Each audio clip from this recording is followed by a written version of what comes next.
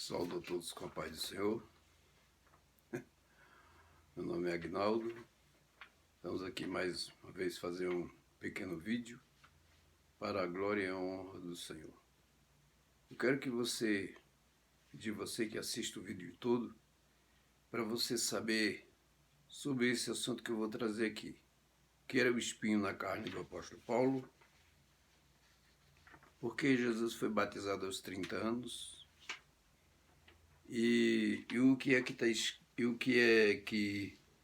escrito em Mateus 24, 28, diz: onde estiver o cadáver, aí se juntarão os abutres. Quem é o cadáver e quem é os abutres? Muito interessante isso, você saber.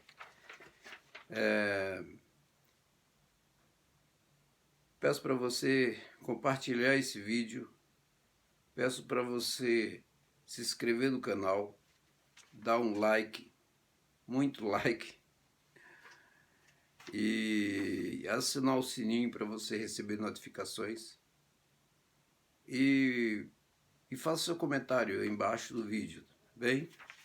Faça o seu comentário, nós estamos aqui para responder. Então vamos lá.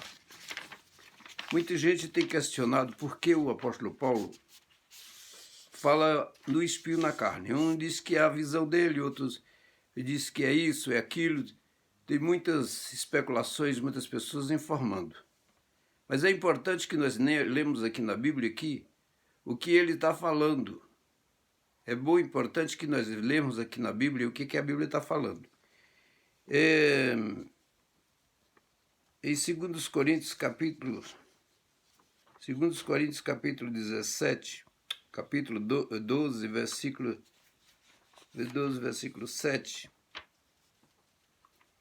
ele diz: para não me ensoberbecer, ou para não ficar orgulhoso, ficar exaltado com a grandeza das revelações. Porque o apóstolo Paulo era um homem que ele tinha muitas revelações. Era um homem que tinha muitas experiências espirituais. Ele foi no céu e muita coisa ele sabia. Então, para ele não ficar muito orgulhoso, muito soberbo, aí foi posto um espinho na carne. E mensageiro de Satanás para esbofetear-me. Essa palavra esbofetear-me era para humilhar ele, para fazer ele parar um pouco, né? Agora veja que o espinho na carne, o que era o espinho na carne? Um mensageiro de Satanás. Era um demônio que o atormentava ele. Esse demônio, ele não entrava no crente, porque o demônio não entra no crente. Tem muita gente que lê aquela passagem lá de Saul, lá no Velho Testamento, e diz que Saul foi atormentado por demônios. Atormentado é uma coisa, e agora a habitação do demônio na pessoa é outra coisa. Agora, se tratando do apóstolo Paulo, um homem no nível do apóstolo Paulo, ele era uma pessoa muito sábia, o apóstolo Paulo. Nós vemos aí na palavra de Deus, né? Todo mundo conhece. Então, esse mensageiro de Satanás era um demônio ou até um príncipe de Satanás que o atormentava ele. E Deus permitiu esse mensageiro trazer essas notícias para ele. E ele diz assim: por causa disso, 3 vezes pedi ao Senhor para afastar de mim. Então ele me disse: a minha graça te basta, porque o poder se aperfeiçoa na fraqueza.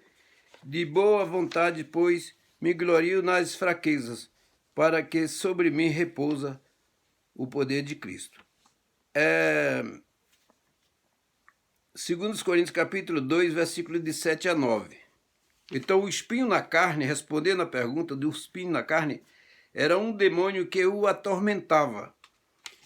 Para completar aqui, para nós tirar dúvida, vamos ver aqui, também em Gálatas capítulo 13, versículo 14.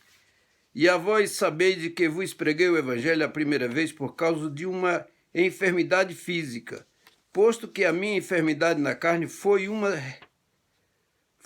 tentação. Contudo, não me revelaste o desprezo nem desgosto, me recebeste com o anjo de Deus e como o próprio Jesus Cristo.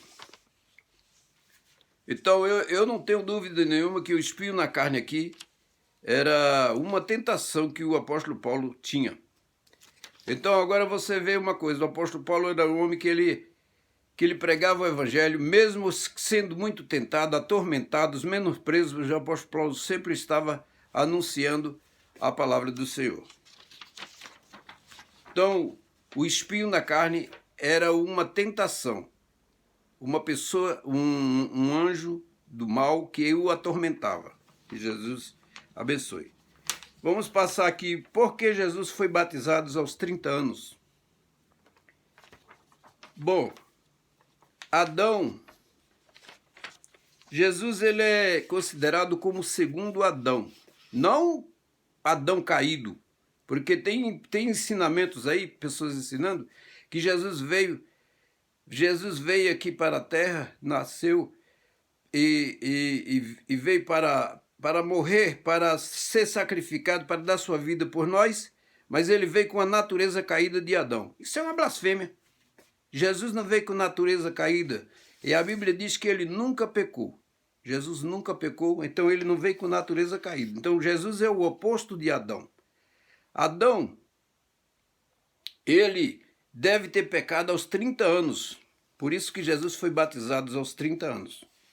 E o batismo, Adão ele era vivo para Deus, e aí ele pecou e morreu para Deus e ficou vivo para o mundo. Jesus, ele veio, Jesus não caiu, Jesus desceu do céu.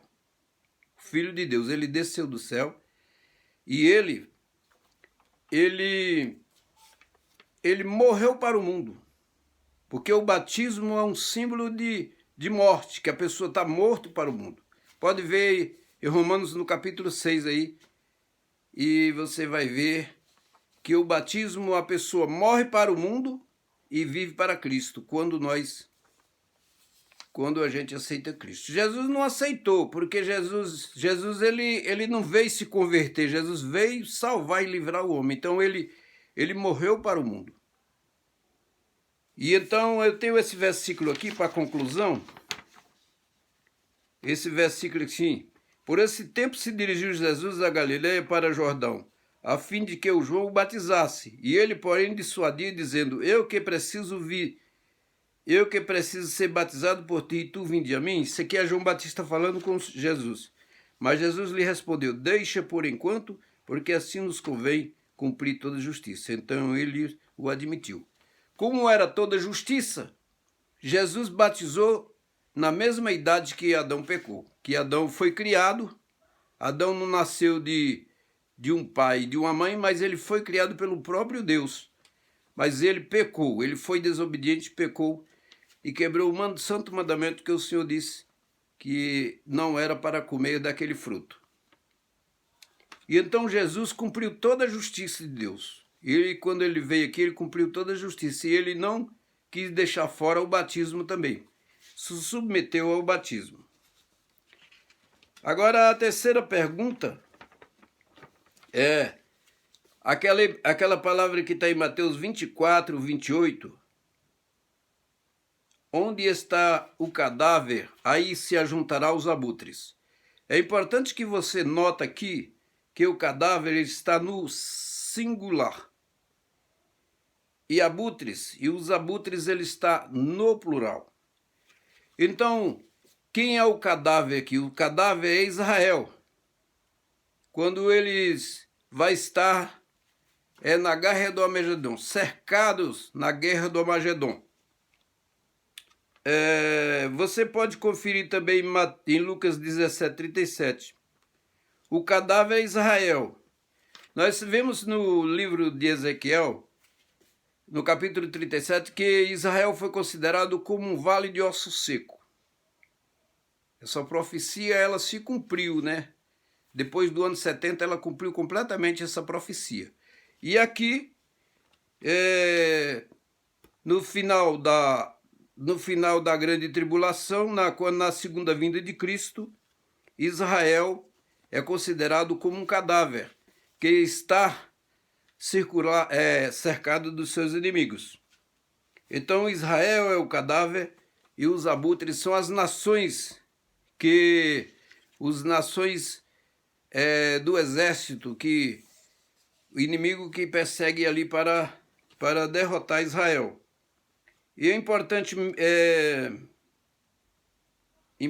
nós notarmos uma coisa aqui, ó, que o Senhor Jesus, ele diz aqui, se não tivesse sido aqueles dias abreviados, ninguém seria salvo. O Senhor Jesus abreviou os dias. Se você for ver, por exemplo, em Daniel 12, de 11 a 12, você vai ver que foi abreviado 45 dias. Jesus veio antes para que o povo de Israel não sofresse nenhuma derrota. E então, quando Israel está cercado pelo exército inimigo, e ele olha para o horizonte, para o céu, e ele vê que não tem nenhuma saída, aí o Senhor Jesus, ele aparece nas nuvens, conforme diz o Apocalipse, conforme diz Mateus 24, versículo 30. O Senhor Jesus aparece nas nuvens com poder e muita glória. Ele vem cercado dos seus santos anjos, ele vem cercado da sua igreja, em trajes reais, com um cinto de ouro, numa beleza maravilhosa. Um cenário indescritível. Uma coisa mais linda. O Senhor Jesus, naquele exato momento, ele lança o anticristo e o falso profeta no lago de fogo. E ele destrói os seus inimigos, conforme está escrito em 2 Tessalonicenses, capítulo 1, versículo 8 e 9. Ele, sem chamas de fogo, tomou vingança contra todos aqueles que não conhecem a Deus. Então, porque 2 Tessalonicenses, para muitas pessoas, acha que o 2 Tessalonicenses está falando de arrebatamento da igreja. Ele não está. 2 Tessalonicenses e nem o 24 de Mateus também não está falando de arrebatamento. Mas aqui fala na segunda vinda de Cristo, quando ele vem para reinar. Então é um momento muito glorioso. E no momento que Jesus vai vindo descendo nas nuvens, quando Israel percebe, vê a beleza, vê o cenário, a vinda de Jesus, aí todo olho verá, cumpre-se aquele versículo que está ali no Apocalipse 1, versículo 7. Porque toda a televisão do mundo vai filmar a vinda do Filho do Rei da Glória. Então vai ser um momento glorioso, maravilhoso para a igreja. E outra coisa também, conforme diz ali em Mateus 24, 31, que o Senhor manda os seus santos anjos nas quatro cantos, nas extremidades do céu, pegar os seus escolhidos. Ali é o povo de Israel que estão dentre os... E aqueles que ressuscitaram também, que foram mártires, que eram mártires na grande tribulação. Ou o Senhor Jesus manda reunir todos esses servos dele, e Jesus desce no Monte das Oliveiras. Um momento maravilhoso. Jesus desce no Monte das Oliveiras, pisa com os pés no Monte das Oliveiras, e a Bíblia diz que a terra se fende. Então, é importante, muito importante, porque a segunda vinda de Cristo vai ser um momento, um evento tão maravilhoso e tão lindo que jamais visto sobre a face da terra. Quero dizer aqui que a segunda vinda de Cristo, que o arrebatamento da igreja, ela não está ligada à segunda vinda de Cristo. O arrebatamento da igreja é um momento que Jesus vem no abrir e piscar de olhos, que ele vem exclusivamente para a igreja. E já a segunda vinda de Cristo, ou a vinda do Messias, ele vem no final da grande tribulação, no meio da guerra, no final da guerra do Armagedon. É um momento muito maravilhoso e muito lindo. E aqui não dá para explicar tudo, porque senão o vídeo ficaria muito extenso. Mas eu espero que você tenha compreendido, entendido, e que Jesus abençoe ricamente a você. Esteja preparado, porque eu não estou esperando o anticristo. Tem muita gente aí, eu vejo aí canais falando que estão esperando o anticristo, que vai se encontrar com o anticristo. Nós vamos, a igreja de Cristo vai se encontrar com Jesus, e Jesus vai levar a sua igreja primeiramente. Que Deus abençoe.